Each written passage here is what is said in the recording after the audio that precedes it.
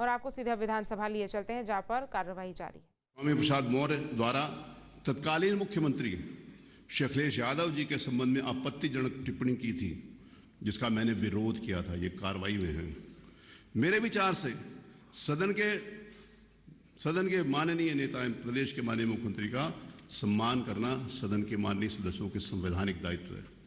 सदन के माननीय सदस्य जो शपथ लेते हैं कि उसमें भी यह निहित है कि सदन के नेता का सम्मान करेंगे। यदि सदन के नेता का सम्मान पार्टी से ऊपर उठकर हम स्वयं नहीं करेंगे तो यह संस्था तो निष्प्रभावी हो ही जाएगी। हम सब सदस्यों का भी कोई मान सम्मान रहेगा, इसका मुझे शक है। वाद विवाद, सहमति एवं असहमति लोकतंत्र का अंग है, परंतु भाषा की मर्यादा रहनी चाहिए।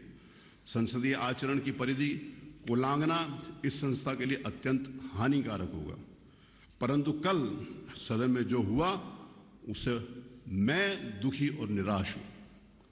मुझे पहली बार यह महसूस हुआ या तो हमारे प्रयास में कहीं कमी रह गई या फिर डॉक्टर अंबेडकर की बात सही है कि कमी संविधान में नहीं बल्कि व्यक्तियों में होगी। कल एक ऐसे सदस्य के आचरण ने मुझे दुखी किया जिसको हम इस सदन का रोल मॉडल कहते थे। कहीं भी कोई भी आता था तो मैं कहता ये रोल मॉडल है विधानसभा के। उनके द्वारा जिस समय इस प्रकार का आचरण किया गया और उसके बाद भी मेरे मना करने के बाद भी बाहर जिस प्रकार की उनके भाषा का प्रयोग किया गया, वो निश्चित रूप से उसने मेरे मन में एक वेदना और पीड़ा पैदा की। ये निराशाजनक है। यदि सदन का आचरण उच्च स्तरीय योग्यता के पश्चात भी अपेक्षित स्तर का नहीं होगा तो आने वाले समय में कदाचित विधायिका निरर्थक हो जाएगी। मेरी एक लंबी राजनीतिक पारी रही है जो कि अपने अंतिम चरण में है।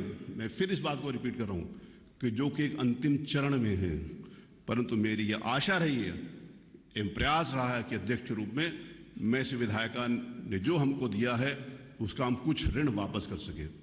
परंतु ऐसा लगता है कि हम अपने प्रयासों में विफल हैं एवं जब तक सदन के माननीय सदस्य इसमें सहयोग नहीं करेंगे तब तक इस संवैधानिक संस्था का उन्नयन संभव प्रतीत नहीं होता।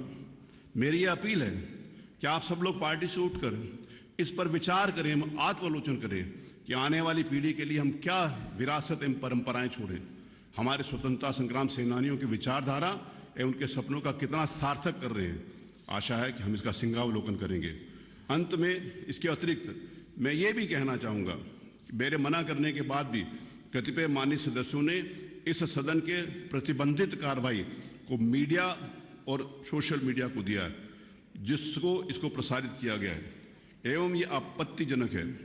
मैंने मीडिया के सम्मानित बंधुओं से इस बात का रिक्वेस्ट करी थी कि वो नहीं दिखाएंगे। पहले भी इस प्रकार के अगर यहाँ पर विधानसभा में ये क्षण आए हैं कि जिस समय वीडियो रिकॉर्डिंग करी जा रही थी, मैंने मना किया था, उसके बाद भी उन्होंने मान गए थे। लेकिन परंतु कल जिस प्रकार से जो मेरे मना करने के पश्चात भी जिन माननीय सदस्यों के द्वारा यहाँ की फोटो खींचकर सोशल मीडिया में डाली, यहाँ की रिकॉर्डिंग करके सोशल मीडिया में डाली, वो अत्यंत निंदनीय है और पीड़ाजनक है। अगर इस प्रकार का आप छवि समाज में देना चाहते हैं कि हम नहीं सुधर सकते तो सबके लिए इस बात की जिम्मेवारी आती है। कोई भी एक सदस्य अगर इस प्रकार का आचरण करता, मैंने कहा था कि एक समय था कि जिस समय माननीय अखिलेश यादव जी मुख्यमंत्री थे तो 2 सदस्यों ने वहां पर अपनी हाफ ऊपर कपड़े उतार दिए थे। तो मैंने कहा था वो कपड़े 2 लोगों के नहीं, पूरे 403 विधानसभा के सदस्यों के उतरे हैं। मैंने ये बात कही थी। और उसके बाद भी अगर इस प्रकार का आचरण है तो मुझे बहुत दुख है। मुझे इस बात के लिए विचार करना पड़ेगा, गंभीरता के साथ विचार करना पड़ेगा कि मैं इस कुर्सी के योग्य हूं कि नहीं हूं, या अथवा जो कुछ मैंने 4.5 वर्षों के अंतर्गत किया है वो उचित है कि अनुचित है। मैं इसके ऊपर आत्मविलोचन करूंगा और इसका निर्णय शीघ्र करूंगा। बताइए आप क्या कहना चाहते हैं। माननीय अध्यक्ष जी, हमने आपको बहुत ही गंभीरता से सुना और मैंने मानवर शुरू में ही कहा था कि मैं सौभाग्यशाली हूँ कि आपको विपक्ष के रूप में भी देखा, सरकार के मंत्री के रूप में भी देखा और माननीय अध्यक्ष की पीठ पर भी मैंने आपको देखा।